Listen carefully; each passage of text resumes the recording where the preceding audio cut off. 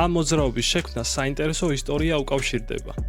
ყოფილი რესლერის ჯეიკ რობერტსის თქმით, ერთ-ერთ მატჩში მეტოქეს ფეისლოკს უკეთებდა, მაგრამ მან შემთხვევით წონასწორობა დაკარგა და ოპონენტი რინგზე თავით დაანარცხა. ამ მოძრაობამ მაყურებლებში ისეთი ოვაცია გამოიწვია, რომ ჯეიკმა ილეთი დაამუშავა და საბოლოოდ DDT-ის სახელით დაამკვიდრა.